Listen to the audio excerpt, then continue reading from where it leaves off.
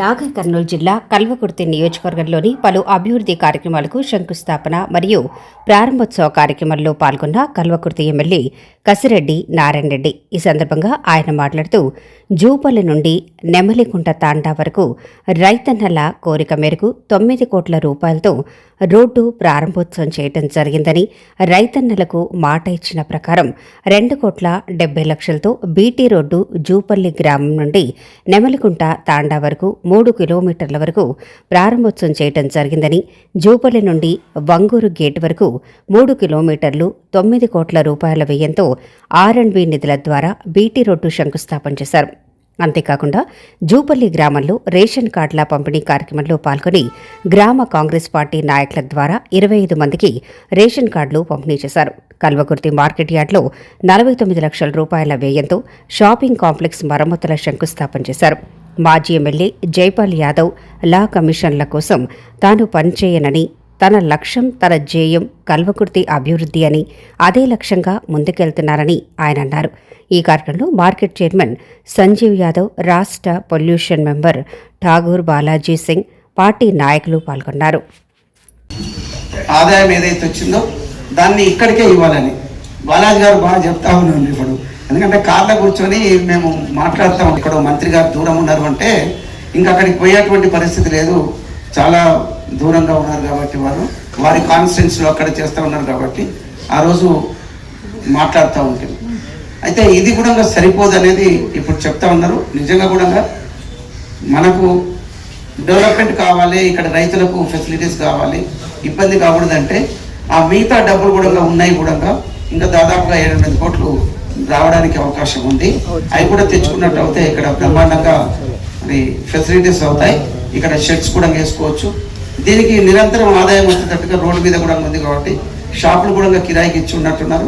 దాని ద్వారా కూడా కొంత ఈ కమిటీకి అంటే మార్కెట్ మరి ఆదాయం కూడా వస్తుంది. అది మనం తప్పనిసరిగా ఇంకా ఎంత బాగా చేయగలం అనేది మరి చేసుకుందాం. మనకు అవకాశం కూడా ఉంది. అదేవిధంగా ఈరోజు మీడియా మిత్రులు ఇక్కడ ఉన్నారో, వర్షం వస్తుంది కాబట్టి అంత దూరం రమ్మని చెప్పలేకపోయాం. అక్కడ 9 కోట్లు వెచ్చించేసేసి జూపల్లి దగ్గర ఫౌండేషన్ వేసుకోవడం జరిగింది రోడ్డు. అక్కడ ఎప్పుడు ఎంత బాధగా ఉండేదంటే రైతులు ఎక్కడ ఉన్నది కూడా రైతులే, గ్రామాలలో ఉన్నదే మ్యాక్సిమం 90% రైతులే ఉంటారు. మేము ఓట్లు వేయాలంటే ఈ రోడ్డు చేస్తావా చెప్పని అడిగాను. అని అది అక్కడ కచ్చపేటకి వెళ్ళే రోడ్డుకు మనకేంటంటే అక్కడికి బావుల దగ్గరికి వెళ్ళడానికి, పొలాల దగ్గరికి వెళ్ళడానికి మాకు ఇబ్బందిగా ఉంది అని చెప్పినారు. మరి ఎమ్మెల్యే అయిన తర్వాత దానికోసం చాలాసార్లు అడగడం జరిగింది. మరి అది కూడా 9 కోట్లతోటి అది కూడా చేసుకున్నాం. ఒక రోడ్డు కూడా నెమలిగుట్ట తండా నుంచి జూపల్లి వరకు, జూపల్లి నుంచి నెమలిగుట్ట తండాకు అక్కడ కూడా 2 కోట్ల పైచీలకు 2,70,00,000 కూడా ఆ రోడ్డును కూడా ఈరోజు ఇనాగ్రేషన్ చేసుకున్నాం. బాలాజీ గారే చేశారు, కొబ్బరికాయ కొట్టారు. గతంలో అంటే ఎప్పుడో 30 ఏళ్ల కింద 20 ఏళ్ల కింద నేను మాట్లాడతాను. లాస్ట్ టర్మ్లో ఇక్కడ నుంచి 6 కోట్ల రూపాయలు మనకి ఇక్కడ వనపర్తికి తీసుకెళ్ళారు. మనం ఏం చేస్తున్నాం? సరే మీరు కూడా అనవచ్చు, నువ్వు ఎమ్మెల్సీ ఉన్నావు, నువ్వు కూడా ఏం చేస్తున్నావు, ముఖము కదా అనకపోయినా మైక్ మీద లేదు కాబట్టి అంటారు. నాకు అది తెలిస్తే కదా, నాకు తెలియనిస్తే కదా. మరి అవి పోతున్నప్పుడు ఇందులో అయితే మరి పూర్తిగా ఎక్కడైతే కొత్తగా ఈ 4 సంవత్సరాలలో ఏదో అయిందో కనిపిస్తలేదు. ఇక్కడ ఇందులో ఉన్నటువంటి డబ్బులను 6 కోట్ల రూపాయలు అక్కడికి వెళ్ళినాయి. అది బాధాకరమైన విషయం. ఎందుకంటే నిరంజన్ రెడ్డి గారు ఇక్కడ ఉన్న డబ్బులను అక్కడ తీసుకుపోతుంటుంటే మనం ఏం చేస్తున్నట్టుగా, ఏ రైతు అడగకపోయా, ఏ లీడర్ అడగకపోయా. ఈరోజు చేస్తున్నప్పుడు రకరకాలుగా మాట్లాడుతున్న వాళ్ళు కూడా ఉండరు. సరే, ఎవరు ఎన్ని మాట్లాడినా నా ఆలోచన ఒకటే, కల్వకుర్తి అభివృద్ధి, ఈ రైతులు ముఖ్యంగా బాగుపడాలి. రైతు కుటుంబాలు బాగుపడితే బ్రహ్మాండంగా ఈరోజు ఎన్ని స్కీమ్స్ తీసుకొచ్చినా కూడా, ఏ పార్టీ గవర్నమెంట్కి రావాలన్నా కూడా ఎవరు ఎంతగా ఇండివిజువల్గా ఇస్తా ఉన్నారు. ఇండివిజువల్గా ఎందుకు కోరుకుంటున్నారు ఈరోజు అంటే బీదరికంతో వాళ్ళకి ఆ ఇల్లు గడుపుకోవడానికి, అంటే పూట గడవడానికి వస్తానికి, లేదు ఆ పిల్లల చదువుల కోసం, దేనికోసమైనా కూడా ఖర్చు పెట్టుకోవడానికి ఇంకా మా గవర్నమెంట్ ఏమిస్తుంది అని చెప్పేసి ఆలోచన చేస్తూ ఉన్నారు. వాళ్ళకి మేము ఓట్లు వేస్తామంటున్నారు. నేను ఇప్పటివరకు చెప్పినాను, ఈ జూపల్లిలో మీరు ఈ రోడ్ వేపిస్తే మేము ఓట్లు వేస్తాం, గుండు గుత్తకేస్తాం. మేము వెంకటయ్య గారు ఉన్నారా ఇక్కడ? తప్పకుండా ఇవ్వండి. మిమ్మల్ని అడిగింది ఏంది, మా డబ్బులు మాకు ఏమని అడుగుతా ఉన్నాము. ఇప్పుడు ఇచ్చిన 2,70,00,000 ప్లస్ 49 కాకుండా మా 6 కోట్లు మాకు ఇస్తే చాలని చెప్పేసి గట్టిగా అడగడం జరిగింది. వాళ్ళు ఆ రోజు ఎట్లా పడితే అట్లా అనాగరికంగా, అంటే ఇక్కడ ఉన్న వాళ్ళు ఎవరిది నడిస్తే వాళ్ళు నడిపించుకోండు.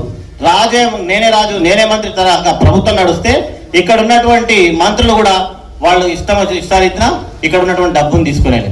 అట్లా కాకుండా మన ప్రాంత రైతులకు ఉపయోగపడే విధంగా రాబోయే కాలంలో విపరీతంగా పంటలు పండుతాయి కాబట్టి మన పైసలు మనం తెచ్చుకొని మన రైతుల కోసం గోడౌన్లు కానీ, ఇప్పుడు మనోహర్ గారు చెప్పినట్లు రెస్ట్ హౌస్ కానీ, అట్లాగే ఇక్కడ భోజన సదుపాయం కానీ, ఇక్కడ వచ్చిన రైతు అరగాలం కష్టపడతాడు కానీ మార్కెట్కి వస్తే మంచిగా అమ్ముకొని సంతోషంగా బుక్కెడు అన్నం తిని మంచిగా పోయేటట్లుగా ఫెసిలిటీ చేసుకోవడం కోసం ఉపయోగపడుతుంది. కాబట్టి ఎమ్మెల్యే గారు వీలైనంత ఎంత గట్టిగా అడిగారంటే మాకు ఇవ్వాల్సిందే, ఎట్టి పరిస్థితుల్లో మన అందులో నో కాంప్రమైజ్ అని చెప్పారు.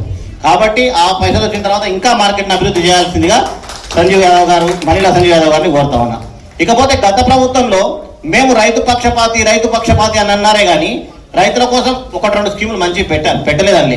కానీ ప్రజాధనాన్ని ఎంత పెద్ద ఎత్తున దుర్వినియోగం చేశారో అది కూడా గమనించాలి. ఈ గవర్నమెంట్ వచ్చిన తర్వాత నిజంగా రైతు ఎవరైతే పంటలు పండిస్తారో వాళ్లకు, సన్నబియ్యం పండించిన వాళ్ళకు 1 ఎకరానికి 25 పుట్లో 30 పుట్లో పండినట్లయితే, క్వింటాలు పండినట్లయితే ప్రతి క్వింటాల్కి 500 రూపాయలు బోనస్ ఇస్తా ఉంటారు. అంటే అదే 15,000 అంటే ఎక్కువ అవుతుంది. మరి ఈ రకంగా చూసుకుంటే ఎవరైతే నిజంగా కష్టపడి పనిచేస్తారో సన్నకారు రైతులందరికీ కూడా మంచి బెనిఫిట్ అవుతుంది. అట్లాగే నీళ్ళు ఇవ్వడం జరుగుతుంది. ఎక్కడ కూడా ఎంత అంటే 6-7-8 లక్షల కోట్లు అప్పులు చేసిపోయినా నెలకు 6,000 కోట్ల రూపాయలు మిత్తిలు వడ్డీ కట్టినప్పటికి కూడా రైతులకు ఇవ్వాల్సినటువంటి ప్రతి విషయంలో గవర్నమెంట్ కాంప్రమైజ్ కాలే. రైతు భరోసా ఇచ్చింది, మొన్ననే ఇచ్చేసింది అందరికీ.